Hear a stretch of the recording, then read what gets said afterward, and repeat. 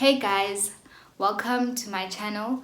My name is Miki and I've been teaching English online for the past 3 months now, and I just like to share my experience with you guys and hopefully convince you to also start teaching. So if that's something that you're interested in, then please stay tuned for the rest of this video.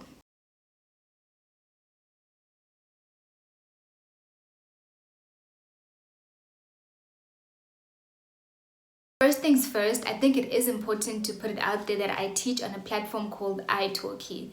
And iTalki is basically a language learning platform where people go to learn languages. So if you, for example, wanted to learn any language in the world, chances are there is someone on that app that's teaching that language. So it could be any of our native languages or languages from around the world like Spanish, French, whatever language you want to learn, there might be a teacher on that platform who is teaching that language.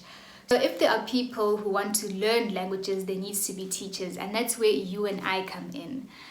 So on the platform, you can choose to teach any language that you want to teach as long as it is open for application. Meaning that if I wanted to teach my native language, I could go on the platform and teach my native language, which is Xhosa. Or I can teach English because I also speak English as well. Now, I opted to teach English because I feel like there's a bigger market of people who want to learn English compared to people who want to learn Xhosa. So that's why I teach English on the platform. But this video is about teaching English, so I won't really go into the other parts of our native languages and all of that because I don't have experience with teaching South African native languages. But if that's something that you want to do, it is an option. And you can also teach 2 languages. So if I want to teach Xhosa and English, I can do that if I want to. So guys, on the platform, you'll either get an option to either be a community tutor or a professional teacher. And basically what a community tutor is, it's someone like myself who doesn't have any qualifications to teach English and they're just on the platform because they are native speakers of that language. And then a professional teacher is someone who probably got like a university degree and maybe they have a TEFL certificate and they can teach the language professionally. There are a lot of differences like between what's expected from a community tutor and a professional teacher. I do have a TEFL certificate, but I opted to be a community tutor anyway, although I can be a professional teacher since I have a certificate. I opted to be a community tutor because there isn't that much of an expectation for me to actually teach people English. I just go on there to have conversations with people because I'm a community tutor. Now, if I was a professional teacher, if I'd chosen to be a professional, then I'd probably have to go on there and actually teach people how to speak English and all of that, which I feel like it has like a bit more responsibility basically if you're a professional teacher. So that's why even though I am qualified to be a professional teacher, I opted to be a community tutor anyway.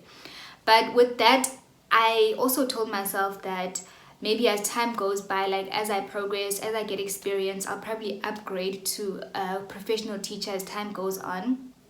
But it's been 3 months now and I don't think I will upgrade, and it's for the same reasons.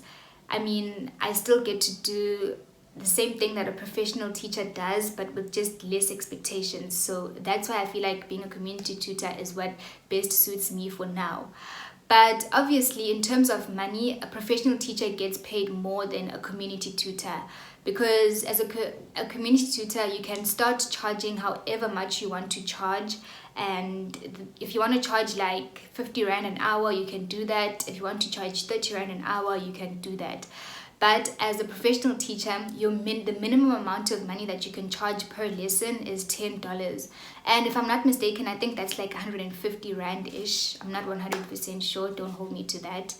So yeah, that's like kind of like one of the benefits of being a professional teacher, that the minimum amount that you can charge is very high when you're still starting out. And then guys, I think the most important tip that I would give for your application is that please make sure that your introduction video is like the best work that you can put out there. Like make sure you give it your all, edit it, make sure that it is catchy and all of that, because as much as it does determine if you get accepted to teach on the platform or not, it also determines how many students you get, like the amount of students that are booking you. It also determines that. So don't be lazy when it comes to your introduction video. If you have to find someone to edit it and make it look good enough, then do that. If you need help with it, ask people to help you out. Put in effects, put in some background music and all of that. And not to say that if you don't do all of that, you won't get students. But what I will say is that it's a bit competitive on the platform right now, and there are a lot of teachers. So I would say that in order to stand out, make sure that your introduction video is good. And it's not even to say that you have to put like the most complicated effects and all of that. Like, it's just the small things. If you're introducing yourself and you're saying you're from South Africa, put in like a South African flag next to you, or like download a picture of a South African flag and just make it pop up on your screen. Put in some background music, like I said. Like, just put in effort into your introduction video, because I do feel like that's what students look at the most. And then guys, the next thing would be equipment. I use a webcam, a Microsoft webcam. I bought it on Takealot. I use H-Tech, Longitech. I use Longitech headsets. I also got them from Takealot.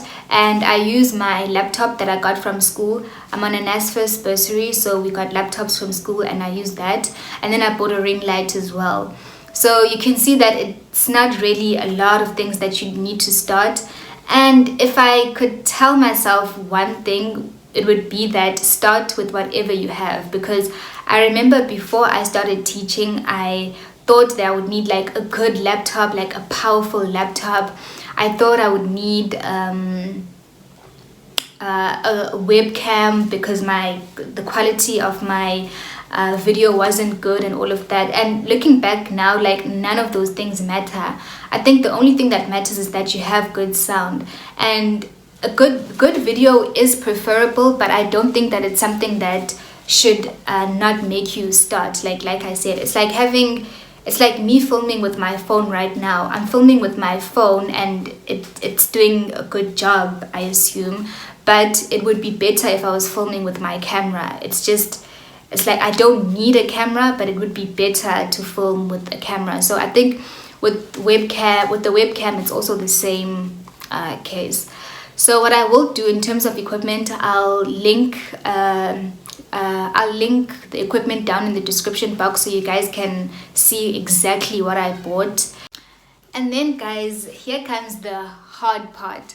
After you've gone through your application and all of that, it's going to be time for you to start teaching. And I think the most challenging part for me was the teaching, because on the platform, no one tells you what to talk about with your students. No one tells you what to teach your students. You have to go on the internet and find things or like topics to cover in your class. You have to make your own curriculum. So I think that was the most challenging part when I first started out. Although now it's just like a walk in the park, but when I first started out, it was a bit difficult, like I won't lie, because I had to think all the time, like, what am I going to talk about with the student and all of that. And it took a bit of time to get used to that. Your best option would be to go on the internet, get some worksheets, get some topics that you can cover in the class, or go on YouTube, see what other teachers are teaching in their lessons and all of that, and maybe you can also apply that in your lessons as well. But if you are someone that's too lazy to do that, I do have an ebook that I will link down in the description box, and you can basically download that. It will give you a step-by-step guide on what to do in every lesson for your first 15 lessons with each student. So it's got a trial lesson in there. It's got lessons for intermediate to advanced students. I think it's something that if I was still starting out, it's definitely something that I would have needed. So I hope it will help someone out there. Otherwise, I don't think that it is something that you need. Like, you don't need that book in order to get students or maintain students. Attain or maintain. Yeah, anyway, you don't need that book, but it's just for those of you who are lazy and don't want to go through that whole process. So guys, the big question, money. Like, how much money can you potentially make? and is it easy to make that money?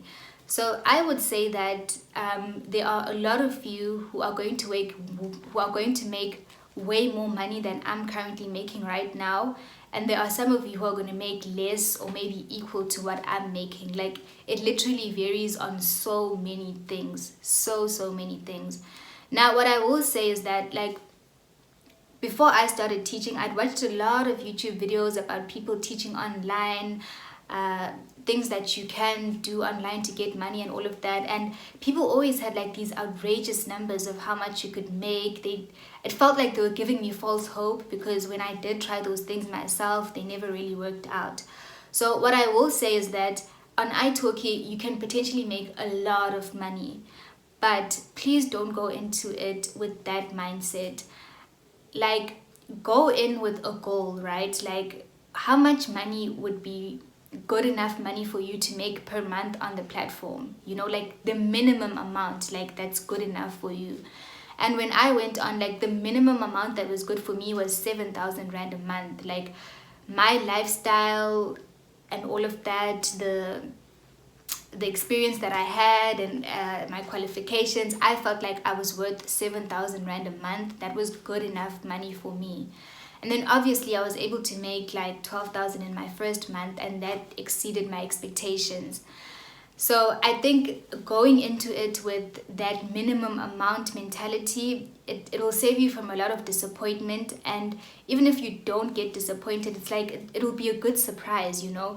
Don't go into it thinking that you'll make 12,000 just because I made 12,000, because you might actually make way more than me, and you might make way less than me. With that being said, when I first started out, I was charging 80 rand an hour, and literally I only charged that 80 rand for the first 3 days because I had so much traffic on my profile. I just wanted to slow down a bit.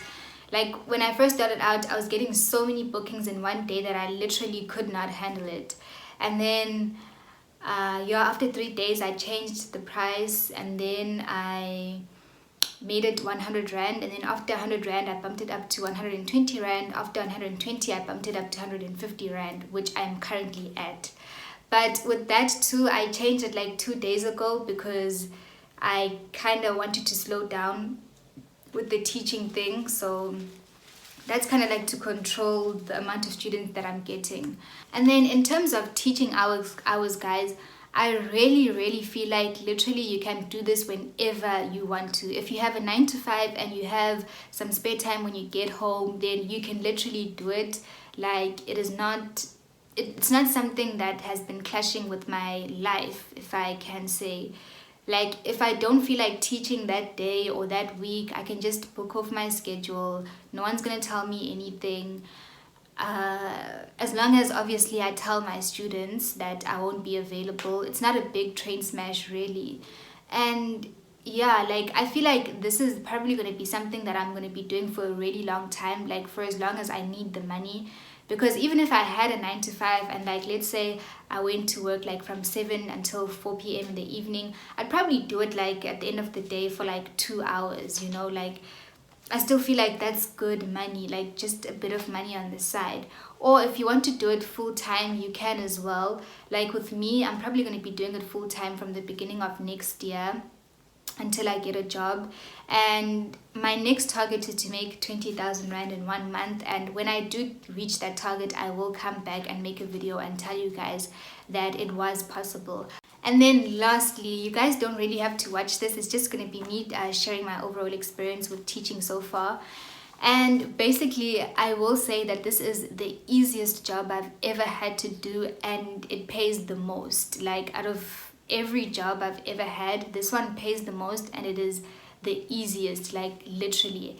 I feel like I'm just talking to my friends most of the time. I feel like I'm just going to catch up with my friends. Because as much as they do need help with English, you end up getting to know the people. You end up getting to know the kind of lives they live. You meet a lot of people from a lot of different countries, and it becomes very interesting. Like, to a point where I can definitely say that when I started out, I was doing it solely for the money. Like, I just wanted the money. But for now, like, I'm so invested in it because of the people. Like, it's really great to meet people, and people that are so willing to learn as well. Like, they are so dedicated. Like, sometimes I'm even shocked, like, people really want to learn English this much. Like, it's very shocking to me. Like, I still can't wrap my head around that.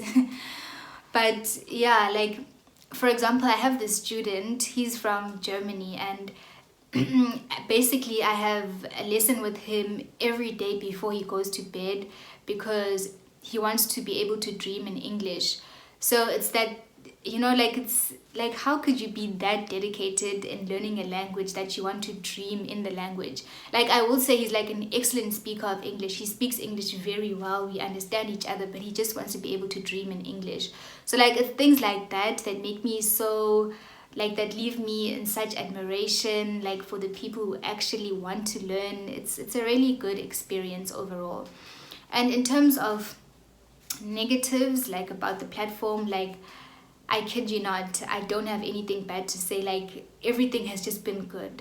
Like, there is nothing that I can say is like bad or something that I don't enjoy. Like, this is the best job I've ever had, and it's totally worth it. I hope you guys got a clear a picture of, like, how things go on the platform and all of that, because I had asked people to send me questions in my DMs if they had any questions, and basically in this video I covered everything that I saw that people were asking me questions about in my DMs. So I tried as much to talk about everything. And yeah, I hope this video helped you, and I can't wait for you guys to give me feedback. Like, tell me how it goes. You can always leave a comment when you've started teaching. Just tell me how it's going, and yeah, I'd really appreciate it if my video helped you guys. And thank you for watching, and please subscribe to my YouTube channel if this video helped you. Bye.